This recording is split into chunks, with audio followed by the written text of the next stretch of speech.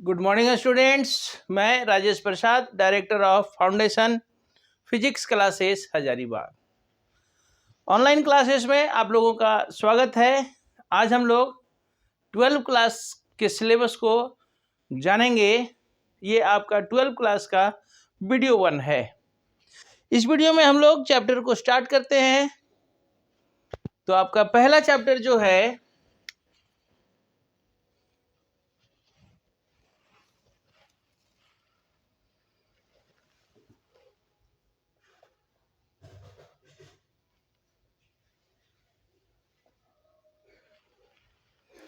आपके पहले चैप्टर का नाम है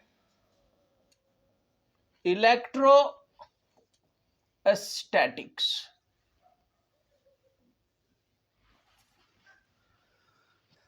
अब ये इलेक्ट्रोस्टैटिक का क्या मतलब है?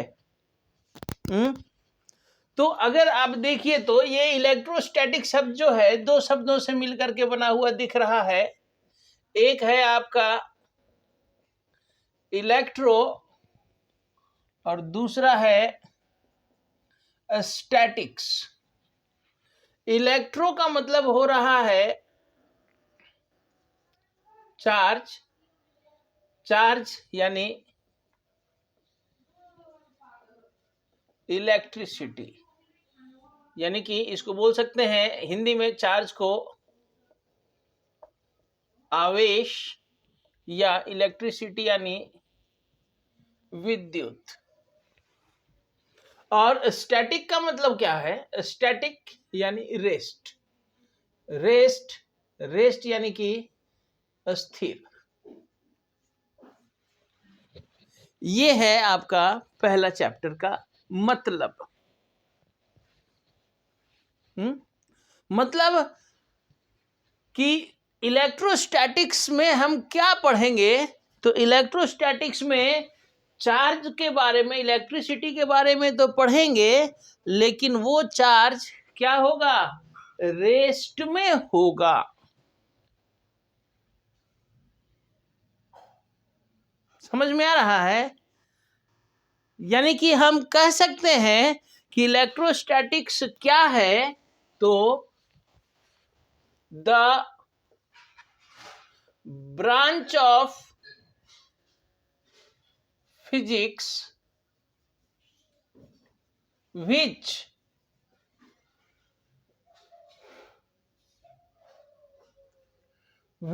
deals about the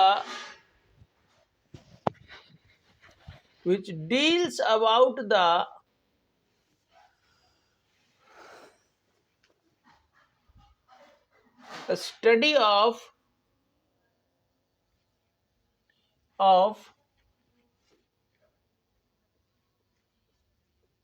electric effect of charges at rest।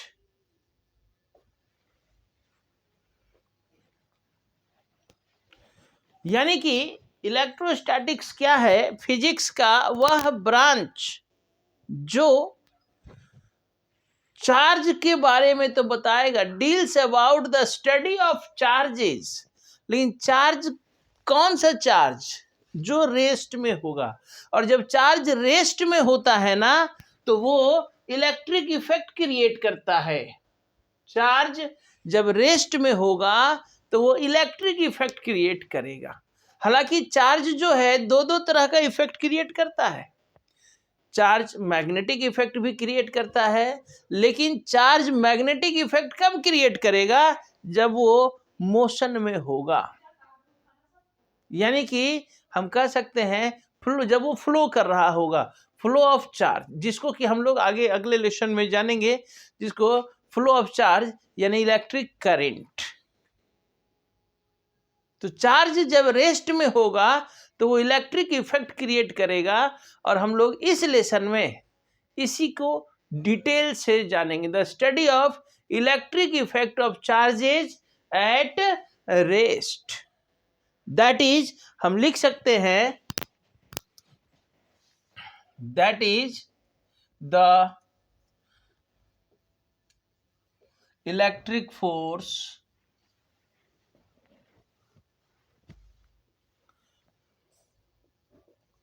Electric field electric potential etc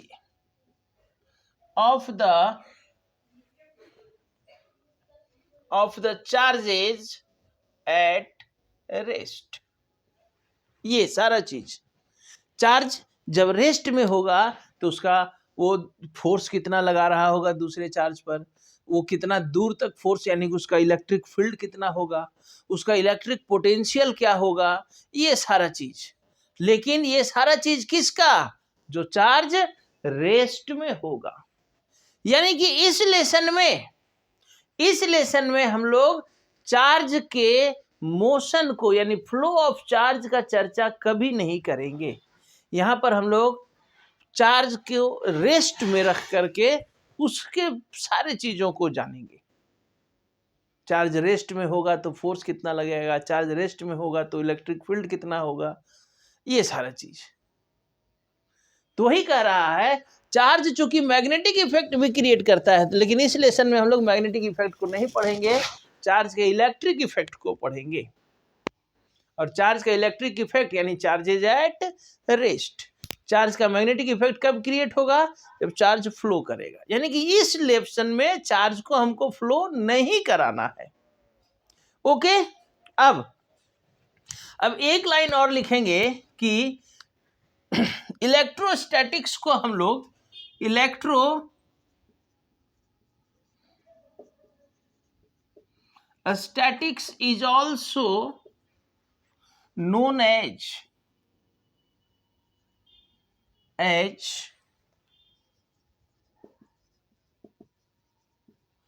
frictional electricity। Electrostatic को हम लोग फ्रिक्शनल इलेक्ट्रिसिटी के बारे में भी, फ्रिक्शनल इलेक्ट्रिसिटी के नाम से भी जानते हैं। अब ऐसा क्यों जानते हैं, बस थोड़ी देर के बाद हम लोग जानेंगे। इसी में अभी एक्सप्लेनेशन के दौरान ही इसका रीजन पता चल जाएगा। अभी बस एक लाइन याद रखिए कि electrostatics is also known as frictional electricity. Friction यानी क्या, घर्षण, घर्षण विद्युत। इलेक्ट्रोस्टैटिक्स को हम लोग घर्षण विद्युत के नाम से भी जानते हैं। फ्रिक्शनल इलेक्ट्रिसिटी किसको, इलेक्ट्रोस्टैटिक्स को। क्यों कहते हैं, बस थोड़ा सा वीडियो आगे देखिए, आपको एक्सप्लेनेशन में पता चल जाएगा कि इलेक्ट्रोस्टैटिक्स को फ्रिक्शनल इलेक्ट्रिसिटी के नाम से क्यों जाना जा रहा है। चलिए ठीक है, तो अब जैसा कि कह रहा है कि इलेक्ट्रोस्टैटिक्स है क्या, तो फिजिक्स का वह ब्रांच जो चार्ज के बारे में बताएगा, लेकिन चार्ज कैसा होगा, रेस्ट में होगा। ठीक है, चार्ज रेस्ट में हो, चार्ज मोशन में हो, चार्ज फ्लो कर रहा हो, ये तो आगे की बात है, लेकिन मेनली हमको पढ़ना तो चार्ज के बारे में है ना इस लेसन में। तो फिर सबसे पहले जानना होगा कि आखिर ये चार्ज है क्या, बाद में इसका रेस्ट और बाद में इसका फ्लो देख लिया जाएगा। जैसा कि कह रहा है स्टडी ऑफ चार्ज, तो फिर हम लोग सबसे पहले जान लेते हैं कि चार्ज क्या है, व्हाट इज चार्ज, चार्ज है क्या। तो जानते हैं आप लोग, कोई नई बात नहीं है, ये तो 7-8 क्लास से चला आ रहा है फिजिक्स में, साइंस में। आवेश बताएंगे नहीं, क्यों जानना चाहिए कि आखिर चार्ज है क्या। चलिए देखते हैं चार्ज क्या है। चार्ज क्या है, और ये चार्ज के बारे में पता कैसे चला भाई कि हाँ चार्ज भी है वस्तुओं में। तो ऐसा देखा गया, जब इलेक्ट्रॉनों के बारे में पता चला तो देखा गया कि दो इलेक्ट्रॉन नजदीक जब आता है तो वो दोनों इलेक्ट्रॉन अट्रैक्ट ना हो करके रिपेल हो गया।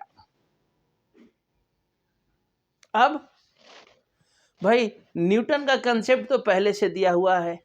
न्यूटन ने क्या कहा? न्यूटन ने कहा था कि दुनिया का सारा वस्तु अगर उसमें मास है तो सारा वस्तु एक दूसरे को क्या करेगा? अट्रैक्ट करेगा। और जब इलेक्ट्रॉन का खोज हुआ, इलेक्ट्रॉन के बारे में पता चला, तो पता चला कि भाई उसमें मास भी है। तो जब उसमें मास है तो फिर दो इलेक्ट्रॉन जब नजदीक आएगा तो मास के कारण उसमें क्या होना चाहिए? अट्रैक्शन होना चाहिए, ग्रेविटेशनल फोर्स लगना चाहिए ना। And gravitational force is always attractive. फिर दो इलेक्ट्रॉन को एक दूसरे को अट्रैक्ट कर लेना चाहिए, लेकिन ऐसा नहीं हुआ। दो इलेक्ट्रॉन जब नजदीक आया तो अट्रैक्ट होने के बजाय रिपेल हो गया। अब जब ये रिपेल हो गया तो फिर यहां से दो ही बातें हो सकती थी भाई। पहला, या तो न्यूटन साहब का लॉ फिर गलत है, खाली बड़े पार्टिकल्स के लिए लगता है, छोटा पार्टिकल्स में नहीं लगता होगा। लेकिन Newton's law is universal law. उन्होंने कहा कि इस ब्रह्मांड का जितना भी वस्तु है, चाहे छोटा बड़ा, सब, all the object in this universe attract each other due to their masses. अगर उसमें मास है तो सारा वस्तु एक दूसरे को अट्रैक्ट करेगा। तो फिर इलेक्ट्रॉन को अट्रैक्ट हो जाना चाहिए, लेकिन इलेक्ट्रॉन तो रिपेल हो गया, दो इलेक्ट्रॉन।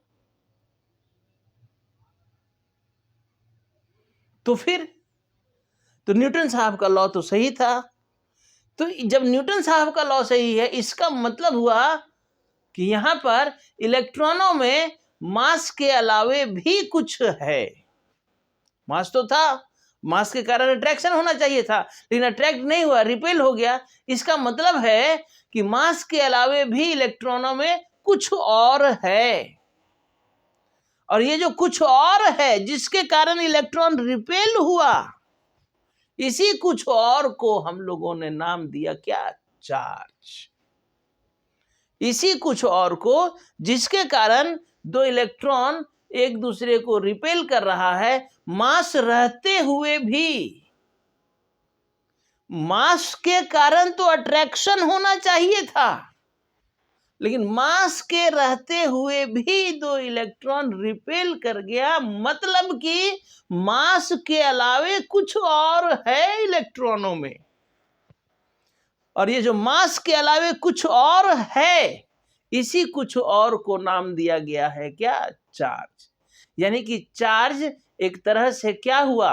मास के अलावे जो दूसरा प्रॉपर्टी पाया गया है, किसमें? इलेक्ट्रॉनों में, प्रोटॉनों में, जिसको कि हम लोग एलिमेंट्री पार्टिकल्स कह रहे हैं।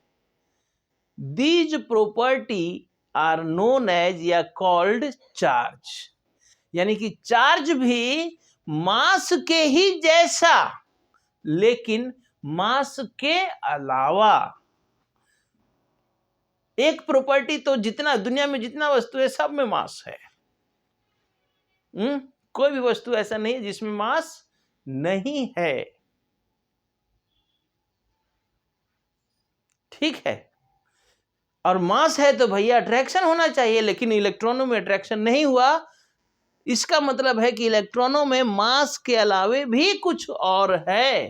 तो ये जो कुछ और है जिसके कारण इलेक्ट्रॉन रिपेल हुआ, इट इज नोन एज क्या? चार्ज। यानी कि चार्ज का डिफिनेशन क्या लिख सकते हैं हम लोग, बताइए तो? It is defined as the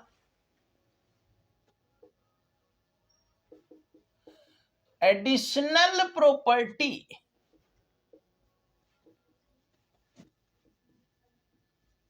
other than mass of some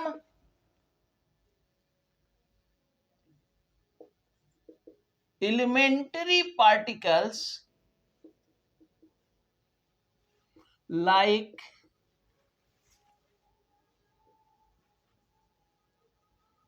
electrons and protons, जो क्या दिया, ठीक है प्रॉपर्टी है, पता चल गया कि ठीक है, लेकिन इस प्रॉपर्टी, कैसा प्रॉपर्टी भाई, तो इस प्रॉपर्टी के कारण क्या हुआ, विच gives rise to the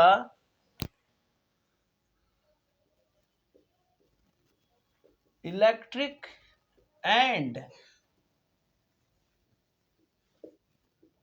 magnetic effect in nature। ये है चार्ज का डिफिनेशन, समझिएगा। किसको कहे चार्ज, तो अभी बताए, मास के अलावे जो कुछ मिला, जिसके कारण क्या हुआ था, वो इलेक्ट्रॉन जो है रिपेल किया था। तो मास के अलावे ये जो एक्स्ट्रा मिला, एडिशनल, एडिशनल समझते हैं, एडिशनल आप लोग अभी एडमिशन लिए होंगे ना जब फर्स्ट ईयर में, तो एक कंपलसरी सब्जेक्ट होता होगा, एक ऑप्शनल सब्जेक्ट होता होगा, और एक एडिशनल, कुछ लोग रखते हैं कुछ नहीं रखते हैं, एडिशनल सब्जेक्ट। एडिशनल मतलब क्या, अतिरिक्त, एक्स्ट्रा। यहां पर एडिशनल शब्द का क्या मतलब हो रहा है, अतिरिक्त, एक्स्ट्रा सब्जेक्ट। यहां पर भी वही है, एक्स्ट्रा। एक कंपलसरी प्रॉपर्टी तो है वस्तुओं का मास, मास अगर वस्तु है तो मास होगा, लेकिन मास के अलावे भी कुछ वस्तुओं में एक एक्स्ट्रा प्रॉपर्टी भी मिला, एक्स्ट्रा प्रॉपर्टी, सब में नहीं मिला, कुछ में, जैसे इलेक्ट्रॉन और प्रोटॉन। न्यूट्रॉन में मिला क्या, न्यूट्रॉन हम लोग पढ़ के आए, neutron is a neutral particle, उसमें नहीं मिला, इसलिए ऑल नहीं बोल सकते हैं। सम एलिमेंट्री पार्टिकल्स, कुछ एलिमेंट्री पार्टिकल्स में ये जो एक्स्ट्रा प्रॉपर्टी, एक्स्ट्रा क्यों कह रहे हैं, क्योंकि एक तो मास है, अगर वस्तु है तो मास है, लेकिन मास के अलावा, इसलिए एडिशनल प्रॉपर्टी नाम दिया गया। Charge is the additional property other than mass, mass के अलावे जो एक्स्ट्रा प्रॉपर्टी मिल रहा है, दिस एडिशनल प्रॉपर्टी किसका, सम एलिमेंट्री पार्टिकल्स, जैसे electron and protons, which gives rise to the electric and magnetic. अब भाई प्रॉपर्टी तो मिला, कैसा प्रॉपर्टी मिला, तो जिसके कारण, which gives rise to the electric and magnetic effect in nature, जिसके कारण नेचर में दो नया तरह का इफेक्ट देखने को मिला, दो नया तरह का फोर्स देखने को मिला, इलेक्ट्रिक फोर्स और मैग्नेटिक फोर्स। और ये जो प्रॉपर्टी मिला वस्तुओं में, इसी प्रॉपर्टी को हमने नाम दिया है क्या, चार्ज। समझ में आया, चार्ज क्या है, एक तरह से कह सकते हैं कि सर प्रॉपर्टी, कैसा प्रॉपर्टी भाई, तो मास के अलावे, other than mass, the additional property other than mass, किसका, ऑफ सम एलिमेंट्री पार्टिकल्स, जैसे लाइक इलेक्ट्रॉन्स एंड प्रोटॉन्स, जो क्या दिया, which gives rise to the electric and magnetic effect in nature. Okay, चलिए ठीक है सर, चार्ज समझ में आ गया, बहुत अच्छी बात है, समझ में आ गया। अब यहां पर एक और बात को चर्चा कर लेना जरूरी है। जॉन डाल्टन साहब ने कहा था कि दुनिया में जितना वस्तु है, all are made up of very small particles called atom. दुनिया का जितना वस्तु है, सब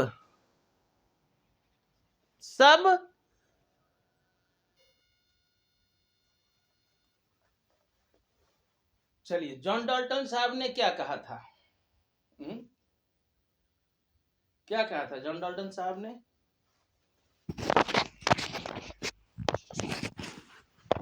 जॉन डाल्टन साहब ने क्या कहा था कि दुनिया का जितना वस्तु है सब एटम से मिलकर के बना है, और एटम के अंदर क्या क्या है, इलेक्ट्रॉन है, न्यूक्लियस है, न्यूक्लियस के अंदर न्यूट्रॉन है, प्रोटॉन है, यानी कि इलेक्ट्रॉन प्रोटॉन तो खुद एटम के अंदर है। लेकिन हम लोग ये भी बात जानते हैं कि एटम्स आर न्यूट्रल, एटम जो है वो क्या होता है, न्यूट्रल होता है। क्यों, क्योंकि एटम के अंदर जितना इलेक्ट्रॉन है होता है उतना ही प्रोटॉन होता है, होता है ना। तो फिर सर कैसे कोई वस्तु में जब दोनों बराबर है तो चार्ज कैसे करेंगे? तो चलिए हम लोग जानते हैं एक छोटा सा एग्जांपल कि चार्ज करते कैसे हैं वस्तुओं को। अच्छा, उससे भी पहले हम जो चार्ज एट रेस्ट की बात कर रहे हैं, क्या देखे हैं हम लोग इसको? सर कैसा चार्ज रेस्ट में? सर कैसा चार्ज? हम लोग देखे हैं, लगभग सारे लोग, सभी लोग इस चीज को देखे हैं, रेस्ट वाले चार्ज को। दिमाग में है तो बताइए, किसी के दिमाग में है चार्ज एट रेस्ट? है तो बताइए, नहीं तो हम देखते हैं चार्ज एट रेस्ट। कभी कभी आप देखते होंगे ड्राई हेयर को थोड़ा देर तक कंघी कीजिए, कंघी कीजिए, कंघी कीजिए, और थोड़ा देर तक थोड़ा ज्यादा बाल संवारने के चक्कर में रह गए, कहीं जाना था, अब बाल सोचे कि आज खूब अच्छा से संवार के जाएंगे, थोड़ा ज्यादा देर तक बाल कंघी करते रह गए। अब जानते हैं कंघी गुस्सा हो जाएगा, क्या होगा? अब देखिए तो अब वो कंघी जो है बाल संवारने की वजह बिगाड़ने लगेगा। ऐसे करके लाइएगा इतना दूर, फिर हटाइएगा, जैसे ही कंघी के ऊपर लाइएगा बाल सब कंघी के साथ साथ ऊपर। क्यों सर ऐसा? क्योंकि कंघी चार्ज हो गया, बाल से रगड़ाते रगड़ाते रगड़ाते रगड़ाते कंघी चार्ज हो गया। लेकिन कंघी चार्ज तो हुआ, लेकिन ये कंघी जो चार्ज हुआ, ये चार्ज बल्ब नहीं जलाएगा, क्योंकि ये चार्ज रेस्ट में है। यही है फ्रिक्शनल इलेक्ट्रिसिटी। चार्ज तो हुआ, लेकिन ये चार्ज कैसा है? रेस्ट में है। कभी कभी आप देखे होंगे ठंडा के दिनों में दिन भर उन्हीं स्वेटर को पहने रहिए, रात में अंधेरा कमरे में उस स्वेटर को खोलिए, देखिए चट चट का आवाज आएगा, स्पार्क नजर आएगा। क्यों ऐसा? क्योंकि आपके शरीर से रगड़ाते रगड़ाते वो जो स्वेटर है दिन भर में चार्ज हो गया। ठंडा के दिन में नहा धोआ करके धूप खाने के लिए कुर्सी पर बैठे, फाइबर का कुर्सी है, थोड़ा सा हाथ को ऐसे रगड़ दीजिए, देखिए आपका सारा रोम क्या हो जाएगा? खड़ा हो जाएगा, कुर्सी की ओर अट्रैक्ट होने लगेगा। क्यों? क्योंकि घर्षण से आपके, और घर्षण से वो क्या है, कुर्सी के साथ जब आपका शरीर रगड़ा रहा है तो आपका शरीर चार्ज हो जा रहा है। ये सब है चार्ज एट रेस्ट का कुछ एग्जाम्पल्स, और इसी के बारे में पढ़ना है। अभी आप देखिए ना, हम लोग जितना एग्जाम्पल लिए चार्ज का, जितना एग्जाम्पल लिए कंघी का, चाहे वो स्वेटर का, चाहे ये हाथ को कुर्सी में रगड़ दिए, ये सब देखिए तो चार्ज कैसे हो रहा है। यहां पर चार्ज कैसे हो रहा है? तो सर घर्षण से, फ्रिक्शन जब हो रहा है तब चार्ज हो रहा है। फ्रिक्शन जब हो रहा है तो चार्ज हो रहा है। यही बात तो अभी थोड़ा देर पहले लिखे थे, electrostatics is also known as frictional electricity. Electrostatics क्या है? क्योंकि यहां हम जो चार्ज, यानी कि चार्ज एट रेस्ट की जिसकी बात करने जा रहे हैं, वो चार्ज डेवलप कैसे होगा? वो चार्ज फ्रिक्शन से डेवलप होगा। इसीलिए इलेक्ट्रोस्टैटिक्स को हम लोग फ्रिक्शनल इलेक्ट्रिसिटी भी कहते हैं। अब देखते हैं कि आखिर ये फ्रिक्शन के दौरान होता क्या है। चलिए मान लिया जाए दो वस्तु जिसको कि हम लोग रगड़ रहे हैं, एक वस्तु ए, एक वस्तु बी। ठीक है, अब ए और बी वस्तु, चूंकि कोई भी वस्तु है तो एटम से ही मिलकर के बना होगा, और हर एटम के अंदर अपना नंबर ऑफ इलेक्ट्रॉन होता है, अपना नंबर ऑफ प्रोटॉन होता है, और जिसको हम लोग एटॉमिक नंबर भी कहते हैं। मान लिया जाए ये कोई ए वस्तु है जिसका एटॉमिक नंबर कुछ है, मान लिया जाए कुछ भी 25 मान लिया जाए। तो जब एटॉमिक नंबर 25 है, यानी इलेक्ट्रॉन भी 25 होगा और प्रोटॉन भी 25 ही होगा, और इलेक्ट्रॉन में हमको पता है माइनस और प्रोटॉन में प्लस मिला करके ये क्या हो जाएगा? अभी ये न्यूट्रल है। इलेक्ट्रॉन के चार्ज को माइनस माना गया है, प्रोटॉन के चार्ज को प्लस। अच्छा, ये कोई दूसरा वस्तु है जिसका एटॉमिक नंबर कुछ मान लिया जाए ना, एटॉमिक नंबर इसका 17 ले लीजिए, यानी कि इसका इलेक्ट्रॉन जो है 17 माइनस और प्रोटॉन जो है 17 प्लस, यानी अभी बिफोर फ्रिक्शन ये भी न्यूट्रल है। अभी इनके बीच में घर्षण नहीं कराया गया। अब इनको क्या कीजिए ना, आप रगड़ दीजिए, कंघी बाल चाहे कोई भी दो वस्तु का एग्जांपल ले लेते हैं। अब इनको रगड़ दीजिए, हम लोग अपने मन से एटॉमिक नंबर मान लिया, ऐसा कुछ है नहीं, तो अपने मन से मान लेते हैं दो वस्तु कंघी और बाल, उसका अपना कुछ जिस एटम से बना है उसका अपना एटॉमिक नंबर होगा, बाल जिस एटम से बना है उसका एटॉमिक नंबर होगा, मान लेते हैं ना, एग्जांपल मानने में क्या है। लेकिन अभी इनके बीच में कोई घर्षण नहीं। जब घर्षण नहीं हुआ है भाई, तो दोनों क्या है, न्यूट्रल अवस्था में, क्योंकि जितना इलेक्ट्रॉन प्रोटॉन इसके पास है, इसका इलेक्ट्रॉन प्रोटॉन बराबर है, इसका भी इलेक्ट्रॉन प्रोटॉन संख्या में बराबर है, तो दोनों अभी न्यूट्रल है। अब इनको आपस में रगड़िए, घर्षण कराइए, तो आफ्टर फ्रिक्शन, या समझिएगा जब इनको रगड़ा जाएगा तो किसी एक वस्तु से इलेक्ट्रॉन ट्रांसफर होगा दूसरे में।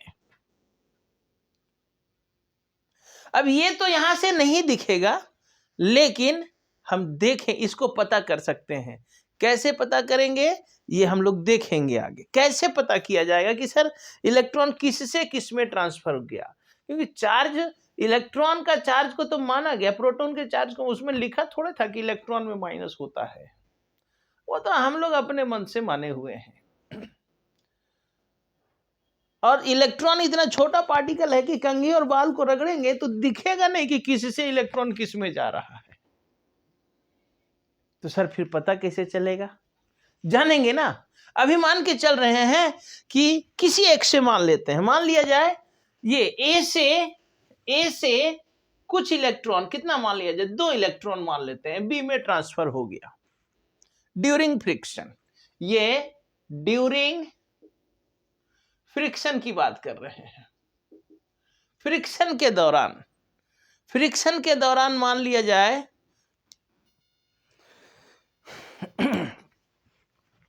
तो ये जानेंगे कि किससे किस में जाता है, लेकिन मान लेते हैं फ्रिक्शन के दौरान 2 इलेक्ट्रॉन इसमें चला गया ड्यूरिंग फ्रिक्शन। अब जब 2 इलेक्ट्रॉन चला गया घर्षण के बाद, तो आफ्टर फ्रिक्शन यहां पर क्या क्या हो जाएगा बता सकते हैं, आफ्टर फ्रिक्शन। अब आप घर्षण के बाद ए में क्या बच गया भाई, और बी में क्या बच गया, बता दीजिए, ए और बी। तो ए में 2 इलेक्ट्रॉन तो चला गया सर, तो इसमें इलेक्ट्रॉन हो जाएगा 23 यानी माइनस, और प्रोटॉन कितना, तो जितना था उतना प्लस, यानी कि अब देखिए इसमें अब 2 प्रोटॉन ज्यादा रह गया, बढ़ नहीं गया, जितना था उतना ही रहा, लेकिन इलेक्ट्रॉन 2 कम हुआ, यानी 2 प्लस ज्यादा रह गया इसमें, तो इसमें क्या, प्रोटॉन वाला गुण आ जाएगा। अब यहां पर क्या हो गया, इसमें इलेक्ट्रॉन 17 था, लेकिन 2 इलेक्ट्रॉन इसमें आ गया, तो इसमें कितना हो जाएगा 19, और प्रोटॉन कितना 17 का 17 ही रह गया इसमें, तो क्या हो जाएगा 2 माइनस, इलेक्ट्रॉन वाला गुण आ जाएगा ना, माइनस वाला गुण आ जाएगा, क्योंकि उसमें इलेक्ट्रॉन गया। ऐसे भी केमिस्ट्री में आप सुने होंगे, जो इलेक्ट्रॉन लूज करता है, जो इलेक्ट्रॉन देता है, वो पॉजिटिव आयन बनाता है, और जो इलेक्ट्रॉन लेता है वो निगेटिव आयन बनाता है। बस वही कंसेप्ट यहां पर भी है। ए ने इलेक्ट्रॉन दिया तो ए में कौन सा प्रॉपर्टी आ गया, प्लस, यानी कि 2 प्लस। बी ने इलेक्ट्रॉन लिया तो बी में क्या आ जाएगा माइनस, कितना माइनस, तो 2 माइनस, यानी कि हम कह सकते हैं कि फ्रिक्शन के बाद ए becomes positively charged and B becomes negatively charged। तो इस तरह से देखिए, एक न्यूट्रल वस्तु में हम लोग चार्ज डेवलप कराते हैं, कैसे, फ्रिक्शन से, रगड़ करके, घर्षण से। इसीलिए हम इलेक्ट्रोस्टैटिक्स को क्या नाम देते हैं? Frictional electricity. समझ में आ रहा है? अब 2 मिनट में हम लोग थोड़ा सा अभी तक ये जो इतना लंबा चौड़ा लिखे हैं 2 मिनट में हम लोग समझ लें कि इलेक्ट्रोस्टैटिक्स क्या है। तो सर इलेक्ट्रो यानी चार्ज, स्टैटिक यानी रेस्ट। फिजिक्स का वह branch, the branch of physics which deals about the study of electric effect of charges at rest. यानी फिजिक्स का वह ब्रांच जो चार्ज जब रेस्ट में होगा उसके कारण जो प्रभाव उत्पन्न होगा। तो कैसा प्रभाव? चार्ज जब रेस्ट में रहता है तो इलेक्ट्रिक इफेक्ट उत्पन्न होता है। हालांकि चार्ज के कारण मैग्नेटिक इफेक्ट भी उत्पन्न होता है, लेकिन ये मैग्नेटिक इफेक्ट कब उत्पन्न होगा? जब वो चार्ज फ्लो करेगा। लेकिन यहां पर पढ़ना है चार्जेज एट रेस्ट, इसलिए चार्ज जब रेस्ट में होगा तो सिर्फ और सिर्फ इलेक्ट्रिक इफेक्ट क्रिएट करेगा। और फिजिक्स का वह ब्रांच जिसमें हम लोग चार्ज के इलेक्ट्रिक इफेक्ट यानी कि चार्जेज एट रेस्ट के बारे में पढ़ते हैं उसी को हम लोग इलेक्ट्रोस्टैटिक्स कहते हैं। तो चार्ज एट रेस्ट में क्या क्या पढ़ना है? That is electric force, electric field, electric potential, etc of the charges at rest. उसके बाद हमने एक लाइन बताया कि इलेक्ट्रोस्टैटिक्स को हम लोग फ्रिक्शनल इलेक्ट्रिसिटी भी कहते हैं। क्यों कहते हैं? तो आगे अभी अब हम लोग देखें, यानी कि अभी बता दें। अब हम यहाँ कह सकते हैं कि फ्रिक्शनल इलेक्ट्रिसिटी क्यों कहते हैं? क्योंकि इस लेसन में हम जो भी चार्ज डेवलप करेंगे वो कैसे डेवलप करेंगे? फ्रिक्शन से। फ्रिक्शन यानी घर्षण करके, रगड़ करके। ठीक है, तो चार्ज डेवलप करेंगे तो घर्षण से करेंगे, लेकिन चार्ज है क्या? तो चार्ज क्या है? तो हम बताए कि वस्तुओं में एक प्रॉपर्टी तो सभी वस्तुओं में पाया जाता है, जैसे जिसको हम लोग मास कह रहे हैं। लेकिन कुछ वस्तुओं में मास के अलावे भी एक प्रॉपर्टी पाया गया जिसको कि हम लोग नाम दिए हैं चार्ज। और इस प्रॉपर्टी के कारण क्या हुआ? तो इस प्रॉपर्टी के कारण नेचर में दो नया तरह का फोर्स उत्पन्न हो गया, इलेक्ट्रिक फोर्स और मैग्नेटिक फोर्स। यानी कि हम कह सकते हैं कि चार्ज क्या है? The additional property other than mass के अलावे जो एडिशनल प्रॉपर्टी है, क्योंकि mass is the compulsory property, इसलिए यहां लिखना पड़ता है additional property other than mass. किसका? ऑफ सम एलिमेंट्री पार्टिकल्स, कुछ मौलिक कणों का, जैसे इलेक्ट्रॉन एंड प्रोटॉन। जो क्या दिया? Which gives rise to the electric and magnetic effect in nature.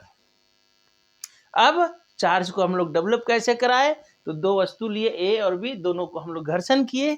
घर्षण के दौरान ए से कुछ इलेक्ट्रॉन चला गया बी में, बी से ए में भी जा सकता था। यहाँ हमको घर्षण जब कंघी और बाल को कराते हैं तो दिखता नहीं है, लेकिन टॉपिक जैसे आगे बढ़ाएंगे नेक्स्ट वीडियो में आपको बताएंगे कि आखिर कैसे हम पता करेंगे कि सर इलेक्ट्रॉन किस से किस में गया। ठीक है, तो जब हम लोग घर्षण किए तो ए से कुछ इलेक्ट्रॉन चला गया बी में। अब जब ए से 2 इलेक्ट्रॉन गया, यानी कि यहाँ शुरुआत में रगड़ने से पहले अगर इसमें 25 इलेक्ट्रॉन था तो 25 प्रोटॉन भी था, और बी में अगर 17 इलेक्ट्रॉन था तो 17 प्रोटॉन भी था। अब क्या हुआ? अगर हम फ्रिक्शन कराते हैं तो फ्रिक्शन के दौरान इलेक्ट्रॉन का ट्रांसफर होगा। तो मान लिया हमने कि 2 इलेक्ट्रॉन गया, यानी कि ए में 2 इलेक्ट्रॉन कम हो गया और बी में 2 इलेक्ट्रॉन ज्यादा हो गया। और जब ए में 2 इलेक्ट्रॉन कम हो गया, यानी 2 प्रोटॉन यहाँ ज्यादा रहा, तो यानी कि ए में प्रोटॉन का गुण आ जाएगा। और प्रोटॉन के गुण को हम लोग पॉजिटिव चार्ज माने हुए हैं। बी में इलेक्ट्रॉन का गुण आ जाएगा और इलेक्ट्रॉन के गुण को हम लोगों ने निगेटिव चार्ज माना हुआ है। यानी इस तरह से देखिए दोनों वस्तु चार्ज हो गया, और ए में पॉजिटिव चार्ज और बी में निगेटिव चार्ज। तो यहाँ से आप देख रहे हैं कि चार्ज 2 तरह का डेवलप हुआ, पॉजिटिव चार्ज और निगेटिव चार्ज। अब इसको हम लोग यानी कि हम टाइप्स ऑफ चार्ज बोल सकते हैं, जिसको कि हम लोग नेक्स्ट वीडियो में जानेंगे कि चार्ज कितने तरह का हो रहा है। Okay, bye. तब तक के लिए आप इस वीडियो को ध्यान से देखते रहिए, समझिए, स्टडी करते रहिए। बाय। ओके।